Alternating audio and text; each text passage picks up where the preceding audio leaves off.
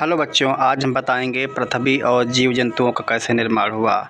सर्वप्रथम पहले एक ब्रह्मांड था। इस ब्रह्मांड से विस्फोट होने के बाद कई ग्रहों में डिवाइड हुआ, जो 8 ग्रह के रूप में जाने जाते हैं, जिसमें से पृथ्वी यह एक हमारी जीवन का भौतिक आधार है। यह एक आधार concept of chemical evolution of life के रूप में जाना जाता है, जो पृथ्वी पर कई रेडियोएक्टिव रेडिएशन के बाद इलेक्ट्रॉन, प्रोटॉन, न्यूट्रॉन जैसे सूक्ष्म कणों का निर्माण हुआ।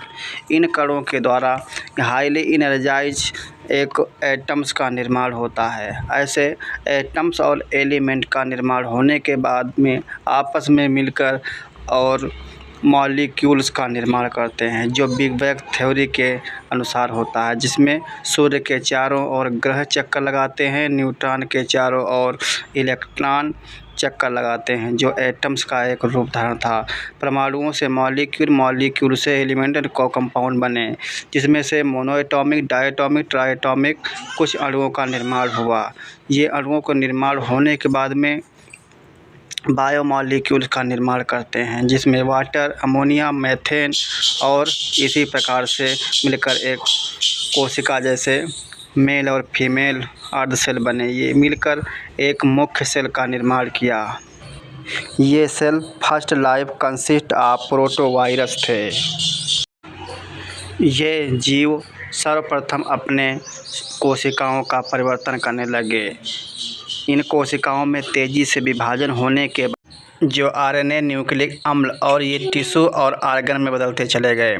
इनका तेज़ी से विकास होने के बाद में इनमें गुणित होना एक प्रारंभिक प्रोटीन सिंथेसिस था। कई प्रकार के ऑर्गेनिज्म का निर्माण होने लगा, जिसमें वायरस मुख्य रूप से बदलकर आर्ची बैक्टीरिया का निर्माण कर लेता है। ये बैक्टीरिया हमारे पृथ्वी पर सर्वप्रथम जीव एक हीटेरो वायरस के रूप में, जो एक मुख्य रूप से कुछ कॉलोनिकल एक जीव बनकर तैयार हुआ, जो फर्स्ट ऑर्गेनिज्म कीमोबैक्टीरियोफेज के नाम से जाना जाता है। इसके बाद कुछ पादप के रूप में ब्लू एल्गी, जो मुख्य रूप से आर्चीफिरियोइड्स नामक एल्गी तैयार हुए। ये धीरे धीरे पृथ्वी पर एनिमल और प्लांट में परिवर्तित होकर के आज पृथ्वी पर कई प्रकार के ऑर्गेनिज्म एक सामूहिक रूप से प्राप्त हुए।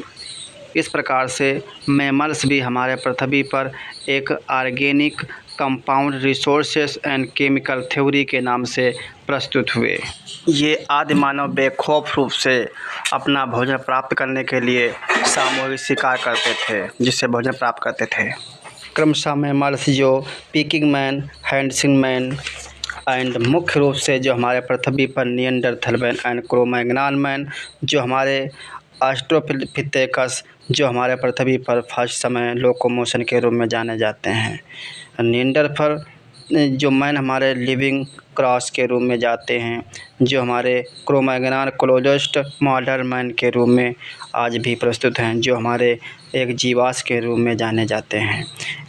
ये मनुष्य अपने दिमाग से बहुत विकसित हो चुके थे, सामूहिक रूप शिकार करना और प्रत्येक प्रकार से अपना भोजन की तलाश कर लेते थे, और अपने आप को विकसित करते हुए इस पृथ्वी पर अपना तेज दिमाग के साथ अपना प्रयोग करते रहे, और ये पृथ्वी पर इधर उधर अपना पूरे संसार में फैल गए थे। ये फर्स्ट समय में अफ्रीका में पाए गए थे।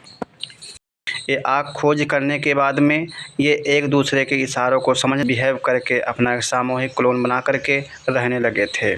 इस पृथ्वी पर इनका दिमाग बढ़ते हुए इनका 1450 सीसी का दिमाग हो चुका था, जो कि आज पृथ्वी पर अपने नई नई खोजों से अपना घर बनाया, और कई खोजों के पर्याप्त में आज भी कुछ यातायात संसाधनों का निर्माण कर लिया।